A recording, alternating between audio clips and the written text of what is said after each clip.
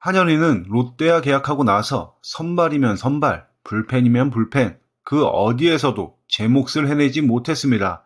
첫 2년간도 낙제점이지만 특히 2025년 시즌에는 1군에서 거의 던지지 못했습니다. 이러다 보니 시즌 중에 팀 투수진 붕괴가 와서 힘든 상황을 맞이했을 때 고액 연봉자인 한현희는 팀에 아무런 도움을 주지 못했습니다. 더 볼 것도 없이 FA 영입 실패입니다. 2022년 롯데는 유돈노라고 하는 FA 3인방 170억 트리오를 영입했죠. 그런데 셋 모두 FA 계약 3시즌째인 2025년 시즌 짠듯이 기대에 미치지 못하고 있습니다. 정말 이들의 이름만 봐도 갑갑하고 혈압이 오릅니다. 단순히 지난 2년을 못했고 이번 시즌도 못한 것 때문에 답답한 것도 있는데 아직 1년을 더 봐야 된다는 것이 답답함을 가중시킵니다. 게다가 못해가지고 팀에 마이너스를 주는 것도 화딱지가 나는데 고액 연봉자인 이들이 잡아먹고 있는 팀 샐러리로 인해서 외부 FA 영입에도 적극적으로 나설 수 없게 하고 있다는 것도 화가 나죠. 그런데 3명 중에서 한현희의 계약은 잘만 하면 덜어낼 수 있을 것 같습니다. 일단 유강남과 노진혁은 애초에 계약 기간이 4년으로 못 박혀 있기 때문에 건들지 못합니다.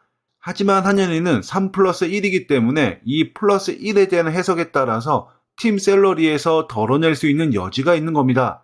알려진 계약 내용은 플러스 1의 조건이 한현희가 FA 계약을 파기하고 다시 FA를 선언할 수 있는 플레이어 옵션이라는 겁니다.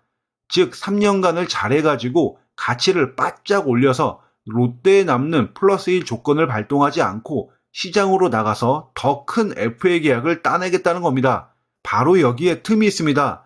3년간 부진했을 때도 플러스 1 조건의 발동이 선수에게 있는 것인가라는 겁니다. FA 계약상의 연봉을 보면 한현희는 총액 15억을 받는데 2023년에는 2억, 2024년에는 연봉이 3억이었는데 2025년에는 무려 10억입니다. 이렇게 되면서 FA 당시 알려진 계약상의 연봉 총액 15억 원을 실행했습니다. 플러스 1인 2026년 시즌에 대한 내용은 없고요. 이대로라면 지금까지 보여준 성적으로는 한현희가 플레이어 옵션을 실행해서 즉 플러스 1을 거부하고 시장으로 나갈 가능성이 희박하기 때문에 2026년 롯데와 한현희는 상호 계약 연장 협상 테이블을 꾸려야 됩니다. 이렇게 됐을 때 실질적으로는 팀이 갑의 위치가 되는 거죠. 따라서 팀은 한현희를 방출 혹은 연봉의 대거 삭감 방식으로 한현희의 샐러리를 대거 덜어낼 수 있을 거라고 생각합니다.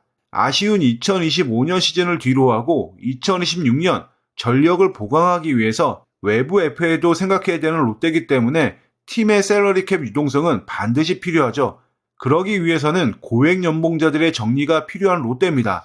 오늘 영상에서 살펴본 대로 한현희와의 동행을 마치게 된다면 롯데는 샐러리 캡 유동성을 확보할 수가 있을 거라고 생각합니다.